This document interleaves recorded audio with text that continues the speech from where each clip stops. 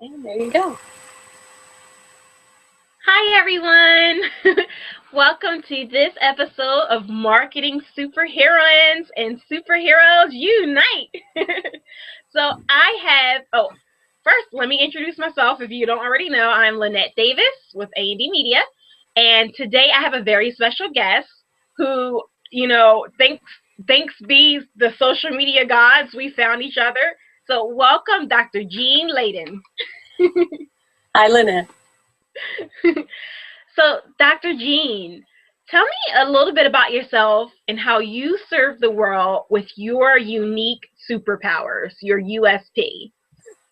Um, I'm one of those wonderful people that 300 years ago would have been called a Renaissance person. I have multiple skill sets and I combine them so that my clients get their conversation about their work out in many ways. The doctor in my world title is I'm a naturopathic physician. So I am a teacher, which is really where the word doctor comes from. And I instruct people about how to be healthy in that realm of my world. But I'm also a techie geeky kind of person. And I got involved with Google Plus when it just about launched, about a year after it launched. And I have been enjoying learning how to use those tools to bring the conversation to the ultimate person I want to reach, my clients. And while I did that, I was lucky enough to meet some amazing people along the way and discovered that I'm really good at synopsizing the complexity of that platform and bringing it to people so that they can use it for their ultimate good. And it's been fun. So I work in two worlds. I work in the medical world, specializing primarily in gluten-free living and thriving. And then I work in the social media world, helping people get their word out. Awesome. That's so amazing. Because a lot of people, when they think about like social media, they tend to think it's like the separate thing. And it seems to me that you have pretty much seamlessly integrated what you really love to do, which as a doctor is obviously to heal people and also use these different tools and platforms to get your message out there and connect with people. I think it all comes back to teaching. And the reality is that the way we learn is based on what we're exposed to. You know, if we never hear about a particular situation, we can't educate ourselves about it. So social media is the current way to get news to people. And I love it because there are lower restrictions to entry. You know, you can pretty much get onto Facebook, Twitter, Google Plus, and share your truth without there being a ton of filters. You just have to attract your own audience. And, you know, that's an interesting problem, but it's not insurmountable. And it's quite fun when you get into it. Awesome. Awesome. So, can you tell me a little bit more about this this interaction between, all these different types of marketing and utilizing these social media tools? Because especially when you run, you know, a you're a doctor, so you have something that maybe some other doctors, or and I know I work with a lot of coaches who are in that health space. They're lifestyle coaches, and they are people who do like different kind of healing techniques, and they're wondering how to take their offline personality and bring it online and still be authentic. Well, I think you first have to have a very clear sense of who and what you are and who you're trying to attract to learn from you. You know, it really does come back to that idea of teaching. So for me, I started with a blog, like a lot of people, but I started with a blog in 2006, which is the dark ages of the internet. And when I started my blog, it really wasn't then an idea of attracting people. it was a documentation site for me as my family made the transition to being a gluten-free family. So I had myself, my husband, a pair of 7-year-olds, and I was trying to document how I changed our world, how I changed our diet, and discovered that other people wanted to see it. You know, I started to gain a readership, and over time began to realize that I am truly unique. You know, I was a former chef in New York City, and I'm a doctor, so I can talk food from both the healthcare side and the palatability side, which for an awful lot of people, they just don't have one component or the other. So I began to realize how unique I was in those ways, and could talk about the chemistry of baking. And, you know, so after a period of time writing that, I attracted an agent who wanted me to write a book. So I have Gluten-free Baking for Dummies, you know, the Wiley Hi series. And that was fun. You know, that was an interesting experience to write a book and publish. But then what ultimately had them most intrigued was that I already had a group of people who wanted to know who and what I was and listen to my advice. I had already built a social media platform. And, you know, combine everything together, and I realized that everybody who wants to share their truth has to have a social media platform in this day and age, or you're not reaching your consumers, you're not reaching your clients. And that's when I started developing my half-hour social media business, because I realized that there were thousands of people just like me, small business owners who have this amazing amount of knowledge, but the knowledge isn't reaching their clients, and how to get it out of my head and to a client to attract them to come work with me. And that's, you know, I'm not giving it away. I'm giving away some things to be able to prove that I'm the right fit for them.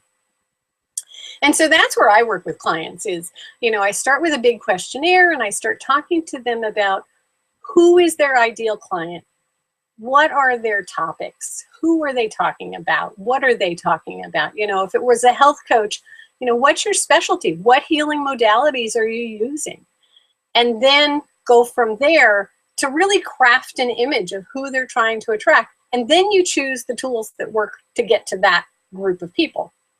There are thousands of tools out there. There's so many different ways to get your client to you, but you have to define your goals first. So that was a long, but that's, and excuse me, but my other cat has decided she must join us. This is crazy. Sorry about that. She's going to want to sit in my lap. So no problem. This is a cat-friendly environment. Yeah, she's my sweetie. Awesome. So you said something that was, you know, really important. You said something about utilizing the tools and that there was so many. So I am very curious as to, because I noticed you had such a huge Google Plus platform. And a lot of people I know, they tend to shy away from Google Plus, but personally I think Google Plus is one of a really, really great platform of social media platform, if we can even really, you know, call it that, because Google itself is just so much more.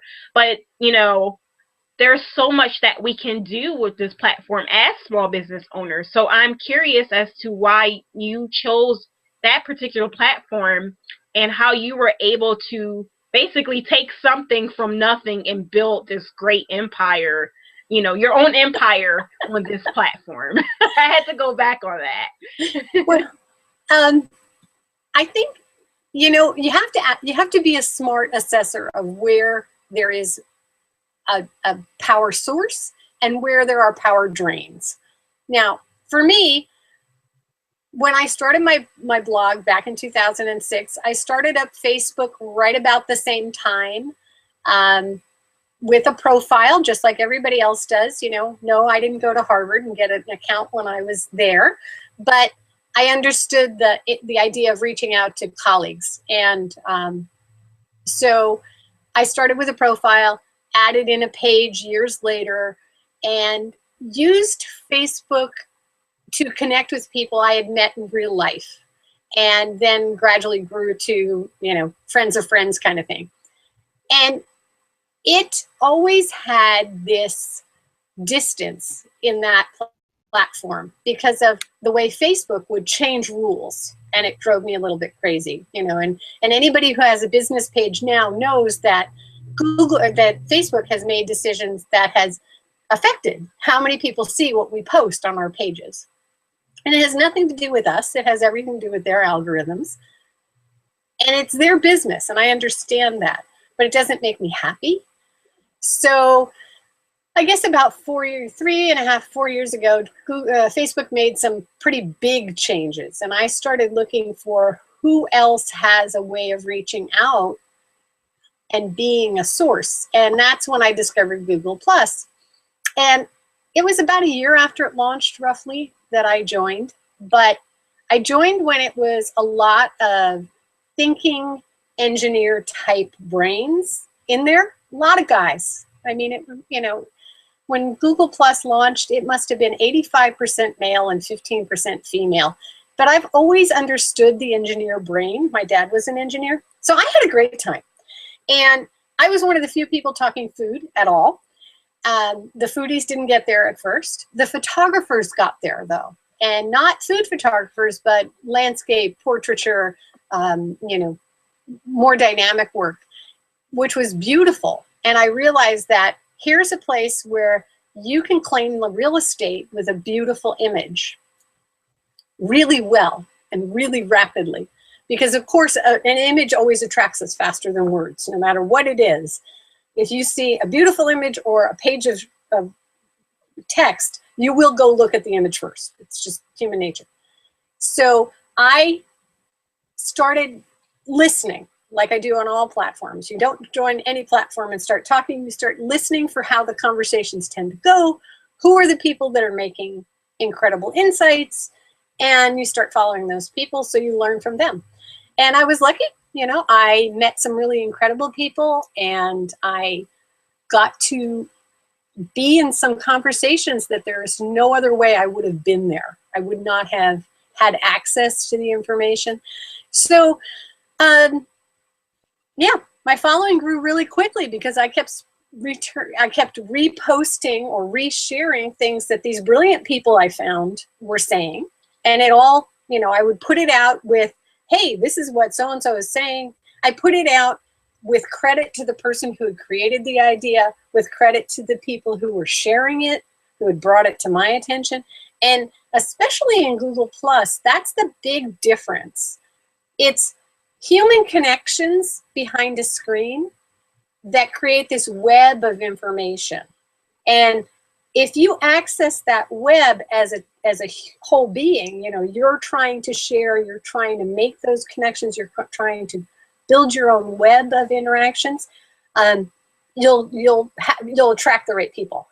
There are people who go in with all different other ideas, and they rapidly don't make their connections and they leave, which is just fine with the rest of us. So I enjoyed that. And some of the people I met were people who were influential in various ways. Dennis Litley is one of the big food bloggers. He got in there just about when I did.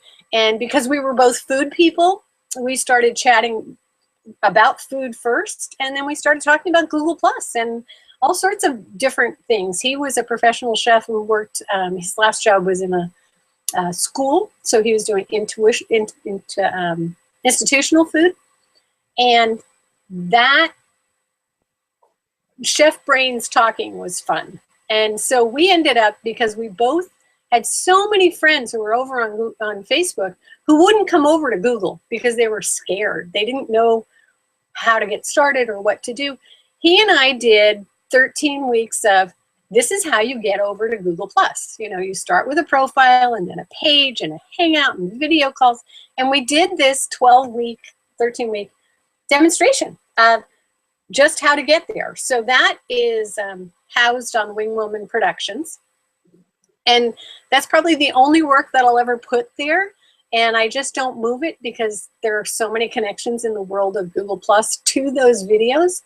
But yeah, we had a grand old time. So when he and I did that is when I really started to have a bigger boost to my following. I am not a stats. Follower numbers don't mean as much to me as they do to a lot of brands. I figure that folks organically find the information they need to find. And if they follow me, great. But a fake like or a paid for follower is really just not relevant. So those are the people who follow me truly want to hear what I'm talking about, which is great. And I'm nowhere near some of the other people. Janice Manfield, I think, is up at 1 million or something. But, you know, that's good. To me, that's good on her. You know, she does a lot of work to have the respect of those folks. So I think I answered your question. Yeah, definitely. Awesome. You know, you said something about relationships. So speaking of relationships, you know, I know that the best relationships are usually forged through one-on-one connections, but that's not always possible. That's one of the reasons why I took to Google Plus, because unlike, you know, maybe like Skype, we could do video, but there wasn't as much of a place where we can do interaction and build a platform like we have with Google Hangout. Plus, with Google Hangout, we can also have, you know, multiple people on it, record it, and automatically it will go to YouTube. So, you know, it opens so many other doors. So, however, the problem is that I find with some people is they get camera shy, and and they don't want to be on the camera, which most of the time I emphasize, you know, you could just leave your profile picture up, it's no problem. But, you know, I feel like there's so much more to Google Plus than that, but I think this is a great way to begin to open the conversation. What do you think about that? I think that's truly the difference. When I talk about the people I met them on Hangouts. I met them by attending something they were running and participating by giving in questions, asking questions. And that aspect is through the keyboard. You know, you ask a question in typing that comes up in the event, and then somebody on air reads that into the conversation. Or, you know, and after doing that a few times early on, people would invite me onto the show because they were happy with how I was interacting and they were curious about me. And at that point, I like to think of Hangouts as kind of like going to a cocktail party. You typically know 1 or 2 people, but you don't know the rest. So you present yourself the way you're comfortable being in a room, and you walk in, you take a deep breath, and you interact with the people you're with. And in a Hangout, that means you're staring into a camera. That's just the reality. You're staring into a camera, you're looking down at a different monitor to see how they're responding, but you're actually getting those changes in musculature. You're watching how their mouth is moving. You're watching how their eyes are going. You're seeing them interact with their hands or whatever. And you get to know the person and not your interpretation of their text. And it's a very different way of making a connection. And, you know, in so many ways, that's how I got to know the people that I truly love on Google+. Some of whom I have now met in person. You know, we've had in real life meetups. But for some of them, it was 2 years or 3 years into the relationship. You know, Dennis and I finally met each other last year at ShiftCon after we had done all of our Wing Woman, you know, the intro to Google+. After we had done easily another 5 or 6 shows, it was like meeting an uncle you haven't seen in 40 years. You know, like you had this vague understanding of who this person was, and then you got to meet them in real life. That's the way a lot of the growth happens in Google Plus people, because you interact with people with a Hangout and you get to know a whole different aspect through Hangouts. And never underestimate the value of green room time. Green room is that time before the broadcast starts and the time after the broadcast ends. I have learned more about different people and how fun they are in green room time, you know. And it's the kind of thing, ask people you're interested in. Do you have 20 minutes? Do you have a half an hour? Can we get on air and talk? Because most of the folks I know, given their busy schedules, they'll say, have you got a topic? Are you ready?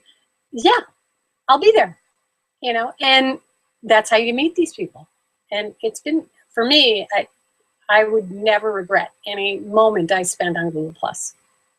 Now, I still have an awful lot of friends who are sitting over on Facebook going, you have got to be kidding, because it's a new platform and it's complicated and it's different. And, you know, I get all that. But we didn't start out knowing everything about Facebook. We didn't start out knowing everything about Twitter. We learned it by interacting and participating. So to me, not participating in the social media platform of the world's 2 largest search engines is just a detriment to your business. I mean, because Google runs Google and YouTube. So if anybody's looking for your business, you want your information where they're going to be found. And it's got to be in Google. You put something into Google+, it's indexed immediately. So you have an announcement about something, you want to put it in at Google+ so it doesn't take 2 days to show up in search. And it's, to me, it's just a no-brainer from a business standpoint. It's like, put it in as high as you can get and then let the funnel work. But you don't put it in down at the bottom and wait for a recirculation. And, yeah. Very, very true. And very true. An excellent point, because you're right. You know, Google does own YouTube, and Google's #1 and YouTube's #2. So yeah, it makes perfect sense to, if for nothing else, for that immediate SEO, you know, utilize the platforms. Now, you know, speaking of green room, we were talking about, you know, we were talking about some awesome things beforehand. And one of the things that you were telling me was about different kind of resources that people could tap into, you know, who are a little shy, and they are just dipping their toes into the Google Plus waters. So could you tell us about some of those resources for people who are new to it, and, you know, all they know is, okay, a Google Hangout, yay. Well, the first thing I encourage any client to do is make sure that they know their own keywords. So it's actually one of my filters, because if I reach out to a new client, or a new client reaches out to me and we want to work together, the first thing I say is, what are your keywords? What are your search terms for Google? And if they don't know that, it means they have a lot of work to do before we're going to work together well. Because if you don't have what you want to be known for in your own head, you can't optimize for it. So, like for me, in social media world, I want to be known as a social media coach or a social media marketer.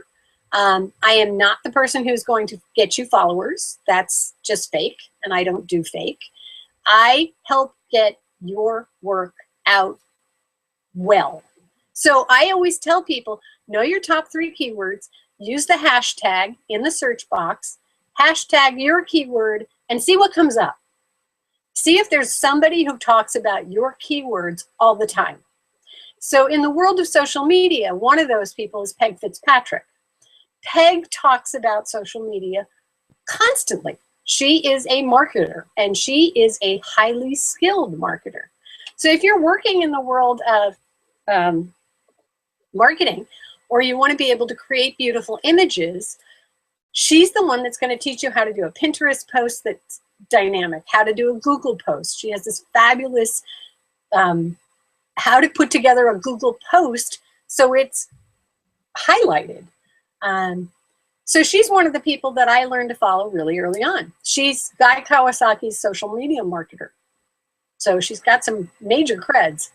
And she's truly an amazing woman. I mean, she'll chat with you. She has a couple of seconds. She will absolutely have an interaction with you. So it's one of those things that listen to the people who know how to talk about things that you need to learn, and then you can ask them a question. And that's like being able to walk into Harvard's campus and interact directly with a professor. It's invaluable. And in this situation, your devotion has to be, or your input and your dynamicism is just asking the questions all the way along, sharing their work, acknowledging that they don't know what they're talking about. So you 1+ things that you agree with, you share them out to your own followers. And it's huge. Biggest difference in Google Plus is it's worldwide. I have more interactions with people in foreign countries on Google Plus than I have ever had in Facebook. And the nice thing is that, you know, you're up at 1 in the morning and you're not sleeping. Well, heck, half your Google Plus people are up in the morning and they're not sleeping because it's their time frame. So follow the people you need to follow to get your information. Use hashtags to search under your keywords and find the communities that fit your world. So when I first got here to Google Plus, there weren't a whole lot of food-oriented communities. Dennis set up a huge one, and the one he set up mimics a group in Facebook where you're a food blogger or you're a food writer, but the group is meant and intended for answering those questions about what we do and not sharing your latest post. Because quite honestly, the link dump sites that, here's my latest blog post about creamsicle cookies, gets really boring really quickly. So his community is, I have this problem with the chemistry of what I'm doing. Has anybody else ever worked with buckwheat flour noodles? And what do you do? It's that kind of conversational difference. Find those communities. And now, 3 years later, the number of communities is just immense. You have to have some filters, and you'll have to determine your own filters. But I always look for, is there an active moderator? In other words, is the junk filtered out? Is there a conversation that's interesting within the community? And then, can I participate with ease? And those 3 things: join the communities, follow the hashtags, find your team. And I created a circle that I use when I'm lecturing, because I do this, I go to conferences and I lecture about this kind of thing. And I created a core group that I always encourage people, just follow this circle and don't even talk for a month. Just listen to what they're saying, because as they communicate, you're going to start to see the way communications happen, the support that happens between people, and you'll learn a ton from these people. So maybe not a month, maybe you wait 2 weeks, just listen to all these folks. But it's about 30 people that I discovered over time talk about the topics that are important in general search engine optimization, in various platforms within, and 4 platforms outside of Google+. So like I have a blogger expert in there, I have a WordPress expert in there, Peg Fitzpatrick is in there, and there's some image people, some people who work with, okay, this is the sizes you need for all your images, because quite honestly, researching that is a pain in the butt. So you follow Dustin Stout, and he tells you, okay, hey, look, they changed the images on whatever platform, and here's the new sizes you need. You know, having him in your arsenal of people to listen to means that you don't have to work as hard. He does the work, you give him all the credit because he's brilliant, and everybody works better together. You know, awesome. It's like all, you know, it all raises. So that group, if anybody's interested, I have it on a bit.ly link, so bit.ly/G+, sorry, I'm gonna actually read it. Yeah, G+ PLUS team, TEAM. So if you go there, you can follow it. Just follow the circle. And if you don't know how to do that, go to Wing Woman Productions, and there's a whole circle management show. Just watch the show. You'll get your circles in line, and then you'll be able to participate without starting from scratch. Because scratch is scary. There's a lot of junk stuff on Google Plus, just like there is on every other platform. But because we've all been on the other platforms longer, we've filtered out a lot of that junk. So start from a pre-selected group and you filter out the junk fast. Awesome. Yeah. I'm so happy I didn't have to pry that out of you. I was like, I hope she shares this circle with us. Well, and I mean, it's the people in that group. It's very much who I listen to. And there's one guy, David A Moreland. He is the gentleman who wrote the book Semantic Search, which talks about how searching is changing. It's not just, I want to know where to find, fuchsias in Bellingham. It's, what does that word fuchsia mean? And that Google understands that it's a plant, and that nurseries would be part of the response, and that people who write about fuchsias are part of the response. It's the way the web has changed to be able to answer a question. Brilliant book, short, thin, but incredible information. But David actually writes a post every Sunday where he provokes your brain, is the only way to describe it. And he's so much fun. Someday I'm actually going to meet him, but he's so much fun, and he is very generous. And the folks in that group, in my circle, they're the generous people. They're the people who want to share so that everybody gets to enjoy and learn and eventually make money. And we're all business people. We're not doing it because we have warm, open hearts all the time. We need to keep the lights on and all that too. So awesome. I'm joining as soon as we get off the thing. Say hi for me. I definitely will. Jean said I have to follow you. Awesome. So, I'm like, I always get so sad towards the end, because I'm like, if I could just get some more. But, we are business people, and we do have to keep the bills on. So I'm going to go ahead and begin to wrap this up. But before I do that, could you leave us with, one final wisdom nugget that, or strategy action step that we can put to immediate use as it relates to everything that you just went over with us, and, our audience can put it in their backpack and carry it with them? I think following that circle and having the confidence to understand that if you take your first few steps on Google Plus, you're ahead of about 60% of the world in getting your business recognized. I'm going to assume that people are watching this because they have their own small business. They want to be found. They want to find their ideal clients.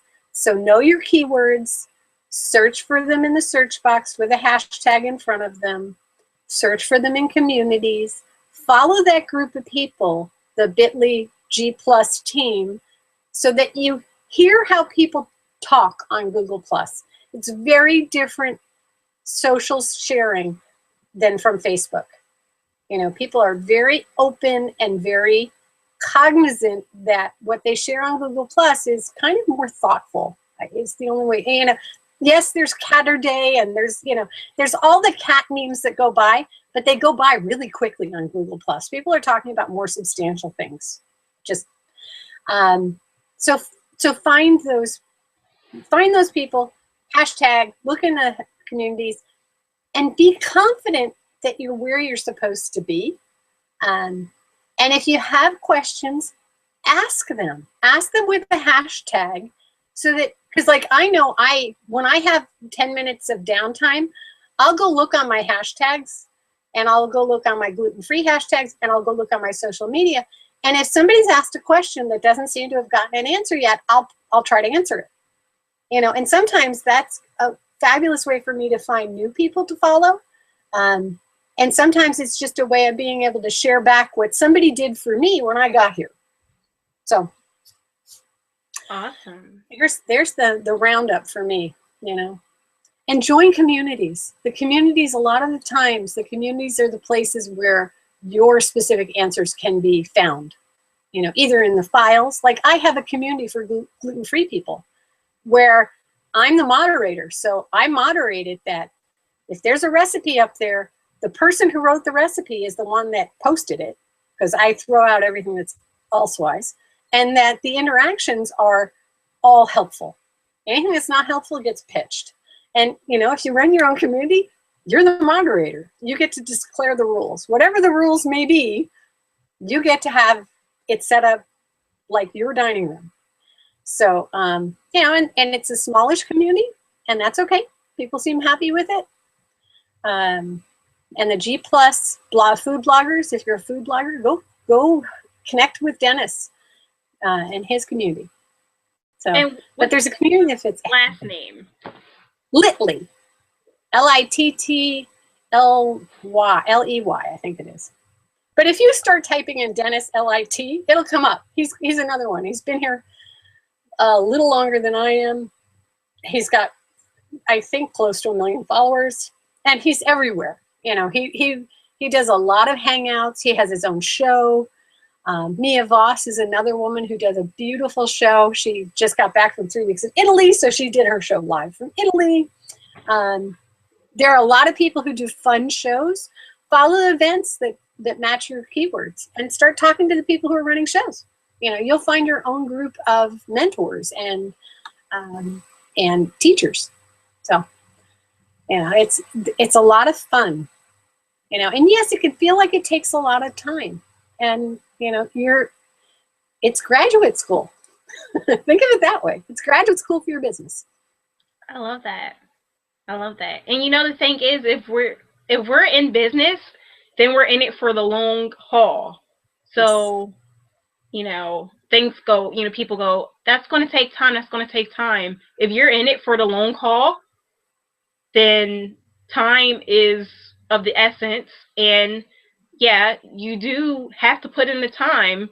The thing is, if you are a business person, what you do is you try to be strategic with your time. Right. Which is why I have my business now is called Half Hour Social Media, where I set a client up with the tools and the platforms that work best for their business. So lots of information gets exchanged before we choose where their social media needs to be. And then I set them up with both talking and listening tools. And it can be the breadth of all the platforms or just certain platforms, you know, because if you're a photographer and you're trying to get your photography work in front of the right people, then you don't really need to be on a Facebook page necessarily because they're not there.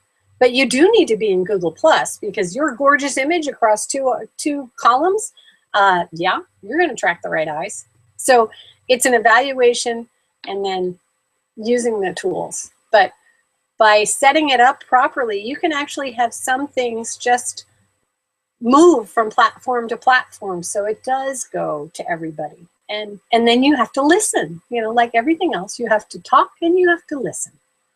So Half Hour Social Media, I've got posts up about various platforms. So if people just want to start to learn where they might need to spend their time, they can follow along in those posts. And I have a great post called The Insider Tools to Social Media, where there's just basically a giant list of all the different tools I use based on somebody's needs. But you can go and you can look through them and go, well, gee, I didn't know I had a way of choosing my colors, or I can run a logo tournament so I can get a logo done, you know, that kind of thing. Awesome. Yeah, lots of work there.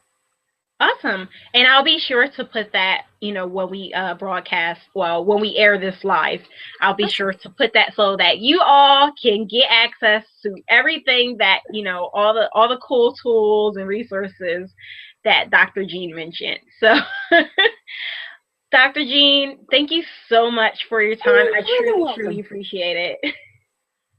You know, somebody did this with me way back when, you know, they invited me on a show, or actually I invited them on a show and they said yes, and I was flabbergasted. It was David A. Moreland actually came on the show.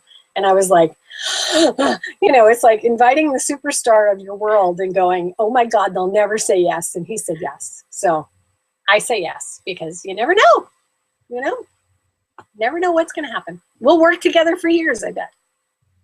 Oh, definitely. You definitely have a follower in me. It's so much I didn't know until I looked at your stuff. I was like, oh my gosh, where has she been my whole life?